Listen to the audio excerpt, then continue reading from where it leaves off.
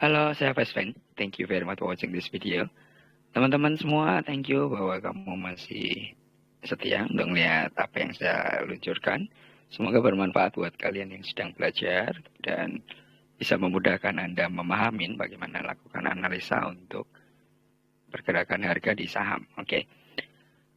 Kalau kita lihat bersama-sama, IHSG saat ini tuh bergerak naik cukup tinggi dalam beberapa waktu terakhir, terutama minggu kemarin gitu ya. Dan kita mau lihat saat ini tambang dan emas itu apakah masih akan berkilau ketika pergerakan IHSG seperti ini, dan yang kita lihat semua bahwa harga emas itu cenderung menurun beberapa waktu terakhir meskipun sempat naik cukup tinggi ketika awal perang Rusia dan Ukraina. Kita akan lihat nanti untuk Antam, kemudian kita coba lihat juga PRMS, MDKA, dan juga ONDR. Nah sebelumnya saya pengen ingetin teman-teman semua buat yang mau belajar untuk analisa, tetapi dengan metode yang private, artinya hanya berdua dan fokus, Anda bisa chat ke saya di Telegram @fesven. Kemudian kalau Anda pengen baca-baca buku, ada 3 buku yang saya luncurkan di Google Play Book, itu yang paling banyak dicari orang. Anda bisa ketik Fesven, kemudian nanti akan bukunya muncul. Oke. Kita coba lihat Antam. Antam ini posisinya, kalau secara signal di Alger News Channel atau Alger News Group yang di Telegram, itu posisinya sedang muncul signal. Kalau kita lihat Antam sendiri, dari beberapa berita sebetulnya cukup menarik karena sampai dengan kuartal 3, itu target penjualan dia naik dan tercapai di 31%. Dan ada isu juga bahwa dilakukan buyback. Artinya secara operasional dia masih cukup bagus. Tetapi apakah dengan kondisional berita yang ada itu akan mendorong Antam naik? Kita akan coba lihat nanti dari beberapa time frame untuk bisa menyimpulkan apakah pergerakannya naik atau akan balik turun. Kemudian kalau kita lihat MDKA, posisinya hampir sama dengan Antam, signalnya tapi nggak muncul di sini gitu. Pergerakan dia masih sedang mencoba untuk tembus EMA 50. Ini yang menarik kalau secara daily. Nah kalau kita lihat dari sisi operationnya, semester 1 sebetulnya dia cukup bagus. Makanya kalau kita lihat di periode Juli Agustus itu pergerakannya naik cukup tinggi kalau teman-teman semuanya lihat. Karena kalau laporan dari yang mereka sampaikan dan ada di berita itu 16 kali laba bersih yang mereka bisa capai dan hasilkan. Dan kalau kita lihat di beberapa waktu terakhir juga itu sebenarnya banyak sekuritas yang mulai merekomendasikan gitu. Dan bahkan dia memprediksikan MDKA itu akan bergerak lebih positif sampai dengan tahun depan. Kemudian kalau kita lihat BRMS ini lebih menarik gitu.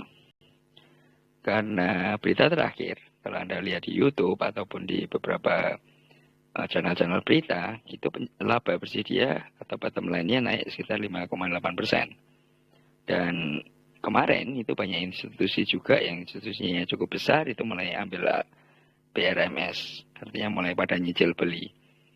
Nah, kalau lihat upaya yang mereka lakukan, ketika harga emas masih turun posisinya, BRMS ini mulai mendorong penjualan emasnya untuk bergerak naik dan itu tercapai 28% kenaikannya. Sementara dari sisi produksi mereka mendorong naik melalui anak perusahaannya dan itu bisa 26% kenaikannya. Ini cukup menarik sebetulnya, tetapi kita akan lihat nanti secara teknikal karena kalau kita lihat dari signal yang ada, ini sudah mulai muncul triangle merah atau segitiga merah, artinya akan sedikit koreksi dulu sebelum nanti akan muncul lagi segitiga putih kalau kira-kira di sini. Sementara kalau kita lihat UNDR ini juga kalau lihat berita menarik. Kalau lihat dari posisi chartnya yang ada sekarang juga cenderung bergeraknya itu adalah naik karena habis koreksi wajar yang terjadi di UNDR.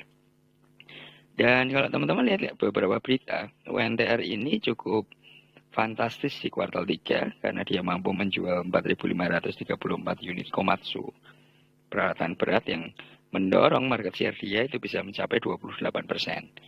Artinya secara operasional cukup bagus, dan kalau Anda lihat beberapa sekuritas itu juga mulai merekomendasikan buy. Salah satunya adalah RHB. Kalau Anda lihat cek di rekomendasi mereka, itu sudah mulai direkomendasikan. Dan yang paling menarik adalah UNTR ini sampai dengan kuartal 3 itu mencapai 82% target annualnya. Umumnya ya kalau target 75%, kalau kuartal 3 ya kalau dibagi 4. Tapi dia mencapai 82%, artinya kinerja mereka itu lebih bagus dari normal yang ada. Dan minggu lalu itu juga sama kasusnya, bahwa asing itu mulai kolek. Saya tahu bahwa teman-teman suka juga untuk melihat analisa, kalau asing beli dia akan naik. It's okay, tetapi kita akan coba lihat dari sisi technical analysisnya, dan kita coba akan lihat dari beberapa time frame. Oke, kita akan coba lihat dulu.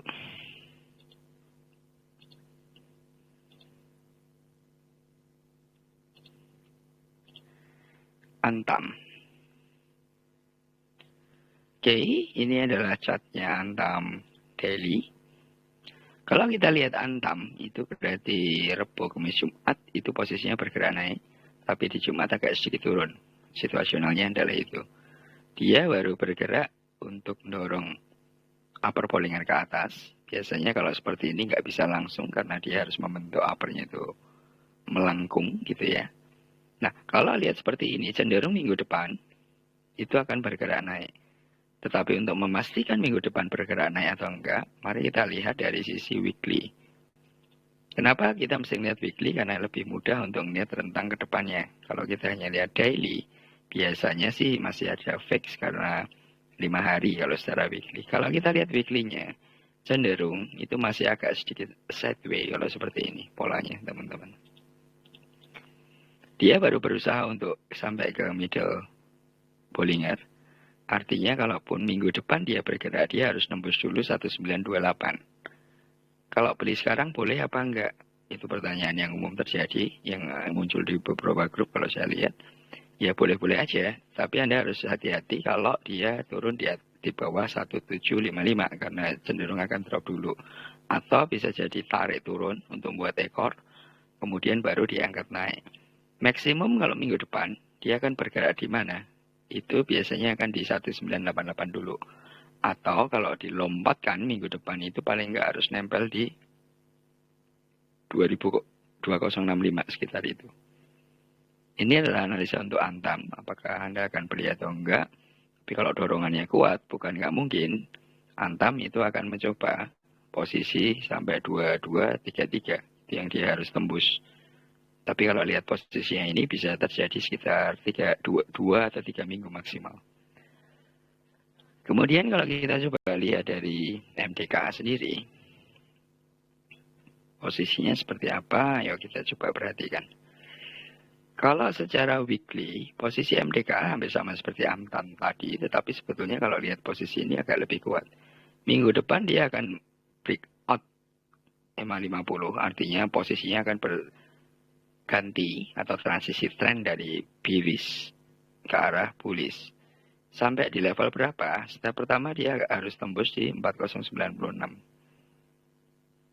Tahapan berikutnya kalau dia akan didorong naik dalam rentang minggu ya teman-teman ya, itu akan ada di 4272. Kalau secara harian seperti apa kita coba perhatikan juga. Secara hariannya cukup kuat posisi naiknya kalau Anda perhatikan ini. Dan ini adalah fase di mana dia akan dorong dan akan mencoba untuk breakout 550. Paling tidak di 3948. Once dia kuat tembus ke sini, dia akan naik yang tadi saya sempat sampaikan. Paling tidak dia akan di 4081. Kalau Anda mulai beli, mesti di mana? Ini adalah resikonya kalau Anda berani secara persentase. Tapi kalau Anda nggak berani secara persentase loss, ya paling nggak Anda taruh di sini. 3741 atau di bawahnya 3735 atau di bawahnya sedikit. Jadi kalau drop paling enggak Anda nggak ikut drop. Tapi jangan juga kecewa ketika pembentukan ekor seperti ini. Biasanya drop dulu baru ditarik ke arah atas. Oke, dan kita coba lihat BRMS.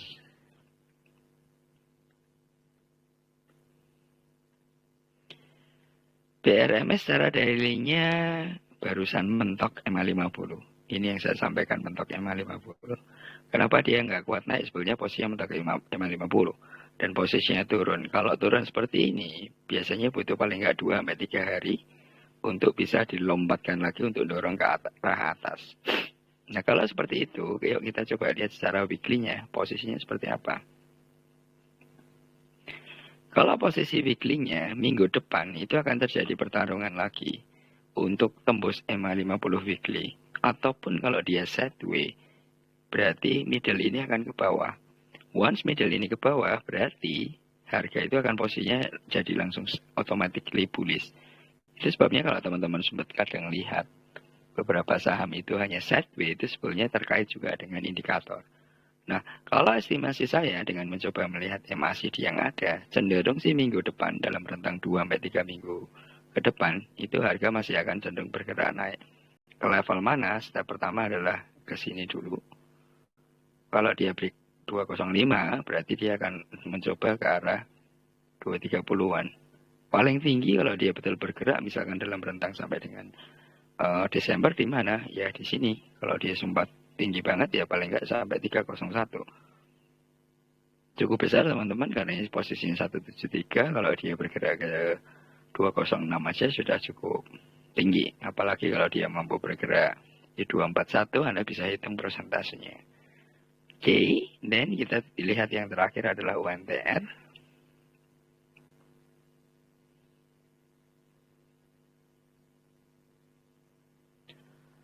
UNTR ini seperti yang saya sampaikan tadi, sebetulnya posisinya adalah habis koreksi wajar. Kalau kita lihat mingguan begini, mungkin nggak begitu nampak. Kalau lihat harian memang akan nampak.